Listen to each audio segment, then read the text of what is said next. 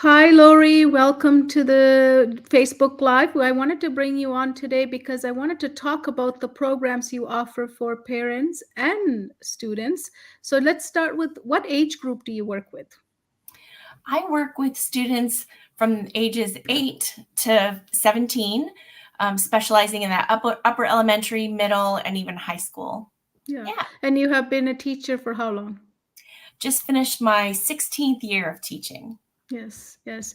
And you have a special heart for middle school students. I believe you told me that. Is that true? And you have some special programs for them too, right? I do. I created a program for middle schoolers because that's what I've been teaching for the last 10 years. I never thought I would be a middle school teacher, but it's such an important part of kids' development. They go through so many changes during those years, and my heart has just opened up for these kids who are trying to, figure it all out in such a short period of time, and they need so much love and support. And yeah, I've really found a home with middle schoolers. That's awesome. So today you have a presentation. So you wanted to deliver some value for parents who are watching this today, because I know it's summertime, it's coming, and it's sometimes hard to know what to do next, right? And there's always sometimes some of our students have fallen behind, and they're missing a lot of knowledge right now and gaps, which is a true thing. And is it the summer to build that, right? This is some stuff you're going to talk about today. Is that true? Absolutely, absolutely. And what I'm showcasing today is what I call a middle school mastery program. Okay. And it's individualized, but it kind of addresses a lot of different needs of middle school students, not just the academic, but some of the social things, some of the other milestones that they're achieving and going through at this time.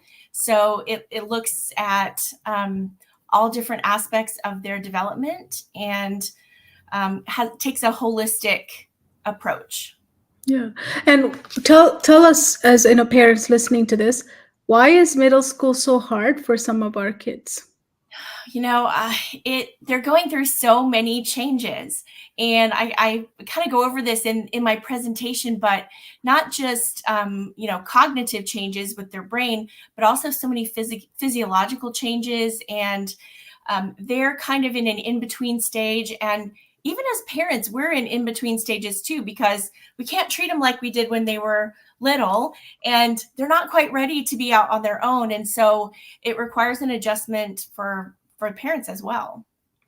Okay, awesome. So I'll let you share the presentation because I think you have a lot of the questions I have already in the presentation. So let's hear this. All So right, great. take. So this is kind of helping parents to navigate the middle school maze and helping them guide and support their kids through their journey. And so just a very little about me. I'm a mom. I'm also a parent educator. I've got 4 sons of my own. I was a stay-at-home mom when they were little and became a teacher when my youngest son started kindergarten. So I just finished my 16th year of teaching. So all of my kids have gone through this phase already. But like I said, I found a place that feels like home in middle school. So I love those kiddos. And I'm also a learning and life success coach. So I can help students in a whole different way. So I'm excited to share some things with you today. First of all, understanding your middle schooler's brain. There might be some things here that you've heard, but there might be some things that surprise you. The 5 biggest challenges that middle schoolers face. The number one secret that your child does not want you to know. And then I'll explain a little bit about my middle school mastery program. All right, so we'll just go through this part kind of quickly, looking at scientific and physiological factors. So their brains are still very much developing, especially that prefrontal cortex, which is their decision making and their impulse control. So when you ask yourself, oh, why did my child do that? They may not even know. That is just part of their normal development. And it can be frustrating for us, but it can be really frustrating for them as well. They go through a lot of emotional changes with hormones and emotional intensity. The onset of puberty is happening, and that impacts their ability to regulate their emotions and stabilize their moods. So you might see them overreacting to things that they normally wouldn't, or having big mood swings. That's all very normal. Again, it can be frustrating for us, but also it can be frustrating for them as well. There are also a lot of cognitive changes that are going on. So they're kind of bridging that gap between that concrete thinking and abstract thinking, and really working to develop those problem-solving abilities.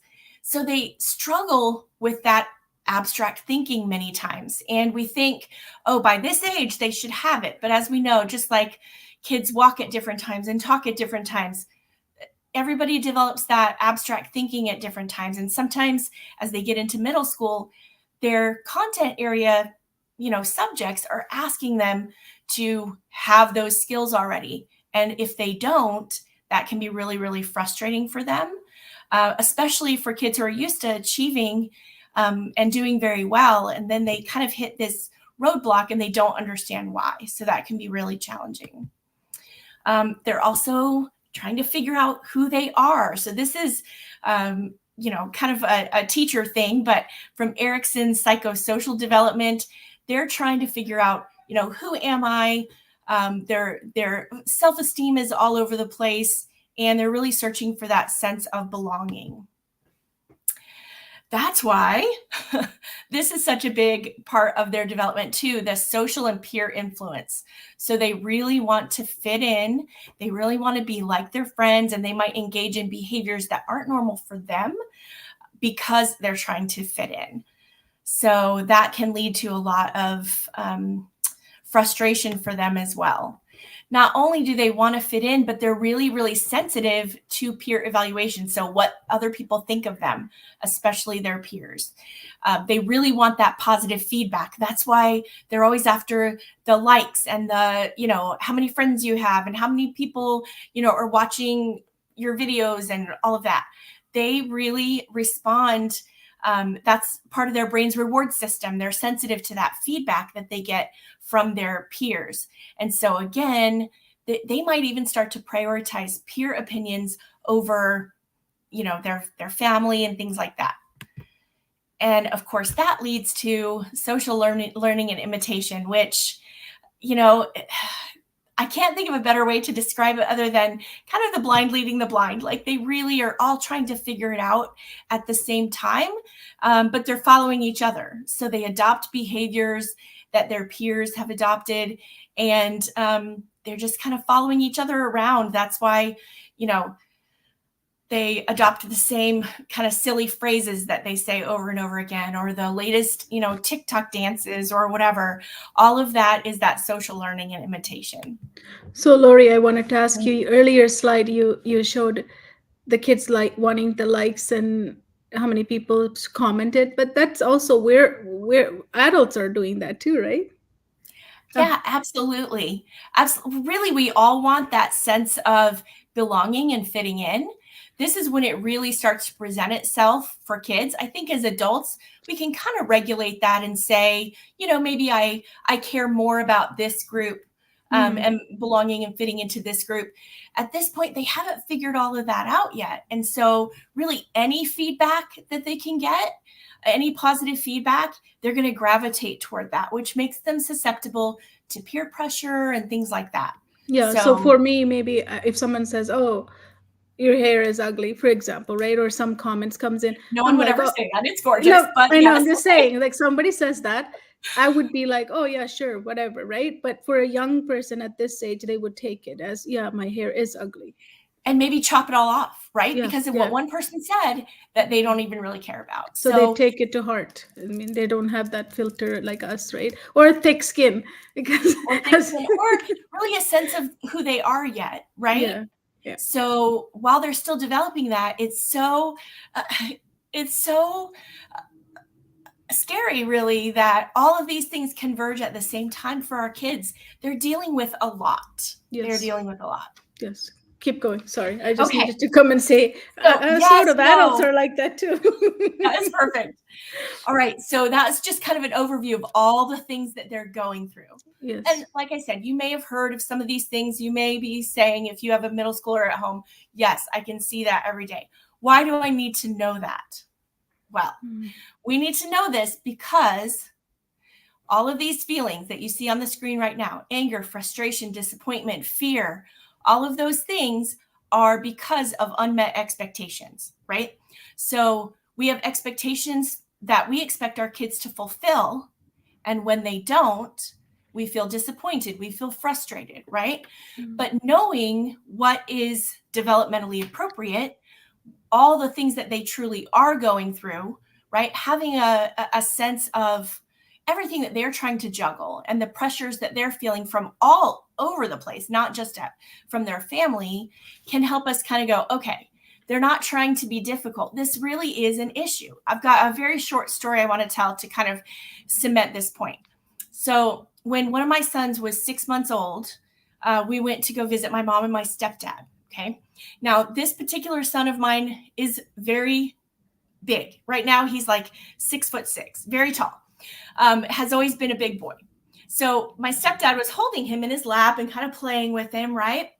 Mm-hmm. And when he was done playing with him, he set him down on the ground and just let go. And of course, he's 6 months old. He crumples to the ground, right? So he looked at him and said, this child looks big enough to be able to stand. But he wasn't able to stand, right? Mm-hmm. So just because we look at our kids and think they should be able to do this doesn't mean that they can. I want to offer a thought that kids do the best they can with what they've got, with the skills that they have and the circumstances that they're given. They're doing the best they can. So if they're not meeting our expectation, it's because they need time to develop those skills or time to practice meeting those expectations that we have for them. So when we expect too much too soon, it leads to frustration in our part and definitely impacts them as well. So, so the 5 biggest challenges that middle schoolers face are identity, stress, decision-making, relationships, and belonging. So I'm going to go through these just real quick if we can. Yeah, keep going. No problem. Okay. Keep going. So with identity, like I said, they've got that peer pressure, that influence from their friends to conform. They're trying to figure out who they are while they're being bombarded with the opinions and ideas of other people who really don't know what's going on either. So it's a really confusing time for them. So what we can do as parents is to open up those lines of communication, let them explore lots of different things, let them figure out what they're good at and what they really love to do, and then help them to build their self-esteem. So self-esteem, we might think, comes from other people telling us how great we are, and that's not it at all. Self-esteem comes from having integrity, right? And keeping our word to ourselves, and also from doing things that are difficult. So giving them, letting them experience challenges and overcome those challenges, that's an authentic way to boost their self-esteem. Middle schoolers definitely experience a lot of stress. They might become irritable or withdrawal, and you might think, oh, this is just typical teenage behavior. And it could be, but it could also be a response to stress. There's definitely academic pressure, the workload increases, and sometimes, especially if they're used to doing well in school, all of that can come crashing down on them and cause a high amount of stress. And they don't know what to do with that.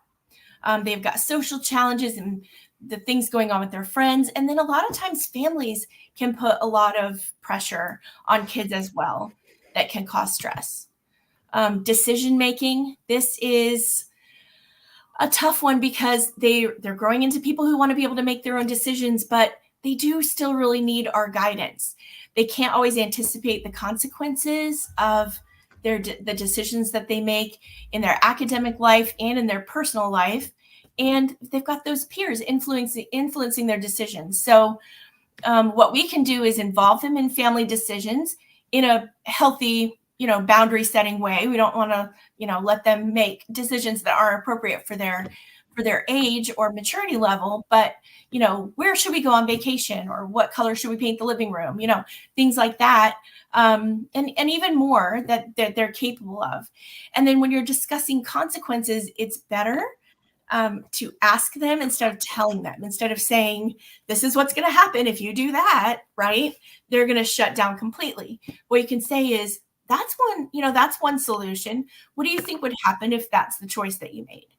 And then they can, make a decision, and then foster their ability to think critically.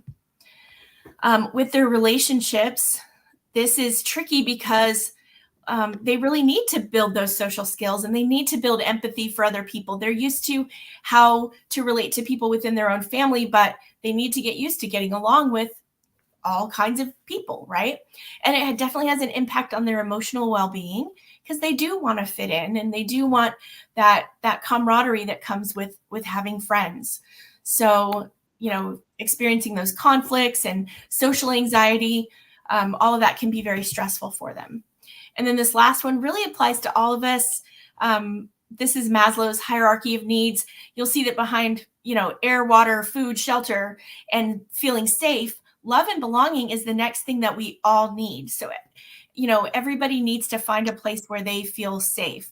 So we can do that by, fostering acceptance within our own homes, by encouraging them to become involved in a lot of activities, and then talking about how to handle peer pressure, and making, choices that are consistent with who they want to be. So, all right. And I am going to reveal the number one secret that your child does not want you to know. It's that your child wants to communicate with you. So with one of my ELA classes a couple of years ago, we were learning a lot of different skills, and, things like, what does respect look like, and how do we show personal responsibility, and how do we establish values, and just a lot of things, tying them into the curriculum, but outside of the typical, ELA curriculum. And I asked them, what do you want to learn? What else? We've talked about this and this and this. What do you want to learn? This was profound to me. Out of 22 students, 15 of them said some version of, I want to learn how to talk to my parents. They want to communicate with us, and they're feeling like their feelings are blocked. They're feeling misunderstood. They want to be able to communicate and lean on us when they need to, but make decisions when they need to as well. So it's tricky, but they do still need us. But that's really sometimes opposite to what they say during that time. They usually are not that communicative, and they don't want to talk to us. They're like, leave me alone, don't talk to me. These are the things they tell us, but it's the opposite that they're looking for. It is the opposite. So sometimes what we have to do is communicate differently. They're not going to jump in the car like they did when they were 8 and tell you all about their day. That is not how it's going to work. They want to share with you on their terms. And what they don't want is the lectures, right? They don't want to share something and then have us turn around and say, well, that wouldn't happen if you didn't blah, blah, blah. Or I can't believe you're friends with that girl, or what, whatever. Like, they know they're expecting the lecture and the criticism, and that's what they want to avoid. So it's almost like the parents need to turn on their listening ears and just listen. And this and is that's the hard hard. one. That's and hard. not solve the problem, because remember we talked about building those critical thinking skills. Well, how do we do that? We give them problems. Okay, they have their own problems in their life. Yes. They don't want us to tell them what to do, but what we can say is, wow, that's a tough situation. What do you think your options are? What do you think you should do about that? Yeah. And our guidance in helping them foresee maybe the consequences of the choices that they make while they're still in a safe environment with us at home. We don't want them controlled, and then, oh, you're 18, go to college and figure it out, right? Where they've never had the opportunity to make any decisions for themselves. And then they're more likely to make maybe not so great decisions, right? Yeah, because they don't have the guidance at that point. They're just going to wing it. And they haven't developed the skills in that umbrella of safety that we can provide at home. Yeah. Yeah. But it's hard for parents though, because until then we are solving everything. And then Right. there's a shift, and we need to acknowledge there's a shift happening. And as you Mhm. said, we like to solve our kids' problems. We think that's our job. And until a certain point, it is. But remember, our job as parents is to work ourselves out of a job, Yeah. right? Yeah. Yeah. At some point, they really have to. And I'm not even going to tell you how hard it is when they're adults and fully like on their own. Yeah. Wait until When all they're you can, 17 and oh 16. gosh. When they really tell you, you don't know what you're talking about. Or when they're completely out of the house and you really have no say so in any of it. It gets, then you have to do a whole lot of smiling and nodding. Uh-huh. Okay. How am I going to have to, pick up the pieces for that? But, they learn by watching us, and they learn by us letting them make decisions. So you're saying, Lori, from all of, I was joking some of that stuff, but you're saying that it's really important, parents, to turn their listening ears on Mhm. and get rid of that lecture mode and fixing mode. Don't get into those mode, and then just prompt them to come up with their own solutions in some sort of way. Guide them. What are your options? What do you think of this? And why are Mhm. you choosing that option? What is the reason behind it? So that they develop that critical thinking, is what you're saying. Absolutely. It's still communicating, but it's communicating differently. It's, if you think in terms of teaching, that gradual release of responsibility, Yeah. right? While they have kid-sized problems, let them solve those problems with you there as a sounding board, but not giving judgment. Yeah. Just And also, communicate. when I ask, sometimes we ask our kids, "How was your day?" And it starts at this age, right, where they say, "Fine." Mhm. Yeah, that's why that's the wrong question to ask. We can say that to an 8-year-old and they'll talk for an hour and tell us every single thing that happened, right? Yeah. But definitely when they get into that middle school and into high school, we're not going to hear that much. We're going to have to ask specific questions, right? Yeah. What was the best part of your day? Or what was something that, what was a challenge that you overcame today? Or what was something that you did, you know, for someone that was kind, or and the questions that we ask, those are going to be there, those are going to show the value that we put on those behaviors, right? So and So what if my middle schooler is not speaking? Like, I want to listen. Like, let's go to the other extreme. There are some kids who totally shut down during this phase of their shift too, right?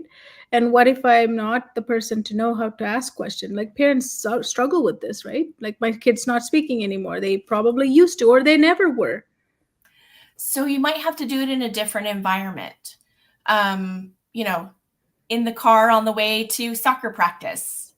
you know, Maybe they get kind of freaked out if you're like face to face, like, how was your day? What did all of, it seems very kind of daunting, but you're just, sitting there in the car together, or, side by side cleaning up the kitchen after dinner, or working in the garden outside, or, it's going to happen during those moments that you least expect. Sometimes it'll happen when you're ready to tuck them in and go to bed for the night, and they want to talk for an hour, and it's going to be really inconvenient and you're going to be really tired, but do it anyway, because when they open up, you don't want to shut that down. No. Yeah. And it's okay if they don't open up, but you should continue. I think as a parent, I think we should all continue to still try to have a conversation and be open. I think the lecture part, and I know that my mom was going to tell me what to do, is what shuts them down, right? Or my dad's going to tell me how to solve this problem, is why they shut down. The more we stop that, they'll open up. Absolutely. They don't want their feelings dismissed. They Yeah. don't want to be criticized because they're already second guessing themselves about everything, right? And you're supposed to be the safe place as mom or dad, or the family has got to be the place where we can be ourselves. And so making sure that even if they don't want to talk every night, making sure that you're there when they do. Yeah, these are good tips. And Yeah. also dinner time, cleaning the kitchen, preparing the meal, going shopping, Mhm. driving in the car, going for a walk, all of these things. Just even one, two, three. sentences even but they need to make sure that we're interested, right? Because they will show that I don't want you to be interested. Like when I had my son, he was like, I don't want to talk about it. But you have to keep at it. You can't get discouraged by them not showing Right. those Because feelings. like I said, maybe it's going to be 5 times nothing, nothing, nothing, nothing. But that sixth time, Yeah. they might have, or when they do have something to say, they Yeah. need to know that they can come to you. And so, sometimes they'll say, like, when your kids are young and talkative, listen to the little things that you think aren't important, because to them, all the things are important, right? Yes. Listen to all the trivial stuff, and they'll know they can come to you with the big stuff later. Yes, absolutely. Yeah. Yeah. So thank you for sharing that. That's really important. And I always say connection and communication, right? That's what we're missing right now in the world, is that we're so connected. We're all of us are so connected. Look, you're in a different place. I'm in a different place. We're connected. People are watching us. We're connected. But at the same time, we're so disconnected in our But in many ways. our hearts still want to. Our hearts need that Yeah. connection, right? We Yeah. crave it. So communication is the bridge to that. Absolutely. Yeah. Absolutely. I know you're on a time crunch, aren't Is you? there more? Is there more? You can Um, finish it. Yeah, keep are, going. are you sure? Yeah, Okay. yeah. So I was just going to tell a little bit about the middle school mastery Yes, please. program, how there are 5 kind of units of focus. It addresses those 5 biggest challenges that middle schoolers face, but it's personalized to each child's needs. So if you need more focus, excuse me, excuse me. If you need more focus on some academic struggles that they're having, more time can be spent on that. If you need more time with the communication piece or the self-awareness piece, it can be totally configured and personalized to each child. So the identity piece is just like knowing yourself. So we talk about being self-aware, knowing what your strengths are, but also what your challenges are, how to manage your thoughts and feelings, how to identify your values. So figuring out what's important to you, and then how to authentically increase your confidence and your self-esteem, and really truly develop your identity. And of course, we know this isn't going to happen, in a year or 2 years. It takes us a long time, but this will get them thinking about it. And how many of us really thought about developing our identity in middle school? I didn't think about that. So I think just introducing it is helpful. And then stress. This is helping kids develop a positive mindset. So how do I manage stress? How do I manage my emotions? How do I increase my motivation? How to organize their time and manage tasks that they have. And then that difference between growth and fixed mindset. Our brains are so powerful. And when they can figure out how to use their brain to manage stress and expectations and all the things that are required of them, it's a game changer. Decision making. So we talk about critical thinking skills, talk about how to analyze the impact of their decisions. We look at how to prioritize their time and their effort. How much time should I spend on homework and studying? How much time should I spend at soccer practice or lacrosse practice or whatever? How much time should I spend playing video games or whatever else it is that they do? How do I balance that so that my life is balanced and fulfilling in all the different areas? We also look at specific study skills. So many kids do not, they're told to go study, and we ask them to study and learn things, but they don't know specific strategies, especially for all the different content areas that they encounter as they get into middle school and high school. So many different things to study, and there are different ways to study for different content areas. So we look at that, and then setting goals that are achievable. And then relationships. So finding their tribe, what it looks like to have a healthy relationship and friendships, how to find and be a good friend, how to advocate for themselves, becoming bully proof. This is really important for some kids. It's all about an imbalance of power. And when they learn not to play that power game, it can change everything. And then how to manage conflicts, because those are going to come up. Yep. And then belonging. So aspects of being a leader, creating belonging for yourself and for other people, increasing their communication skills, building their character, problem solving skills. So I do this in 4 steps. So we look at SWARM, which is students with awareness, resilience, and motivation. This is how they think, right? Skill sprints, which is explicitly teaching and practicing the skills. That's the learning piece. The goal progression system is the action piece, the doing, and then the integration, which is bringing it all together and eventually who they become. So we look at all 4 of those things. And there's also a family piece. So not only can I coach with the student, but I can also coach with the parents and the rest of the family to help support the child as they develop those new skills, increase that communication within the family, and just overall enhance the peace and the unity that families feel. So Awesome. So that is a program over what, 3 months? yes. Yep. It's a 3-month program. And like I said, it's tailored to each child's individual needs. So whatever we need to spend more time on, we can. So yes, absolutely. So thank you, Lori. Thank you. I'll just stop this from us. So it was very interesting that you took us through a journey on what we need to know about our middle schoolers, because it's really the understanding first before parenting, right? Absolutely. Yeah, so that's the part. Sometimes with the busyness of our life as parents, we don't have the time to understand our middle schoolers. They're going through their own journey of growing up. We're busy with our own individual problems and situations and work, and what we find is that it becomes our journey too. We have to change and evolve as parents to support them in the way that they need. So yeah, absolutely. It's learning and growing for everyone. So thank you so much, and thank you for those of you who are watching and will watch later. But it's very important. One piece that I'm going to take away from all of this is that, your program is amazing. On top of all of that is how important for us to think of this as a holistic and a long-term project versus it's not a one-day thing, right? This is what they become when they're teenagers. Absolutely. It keeps going. That's why it's really important to really build a strong relationship earlier, but it's not too late if it's middle school. It's still not too late if they're in high school, but we still have to do it. Right? It takes work, but it's so worth it. Yeah, absolutely. Absolutely. Yeah.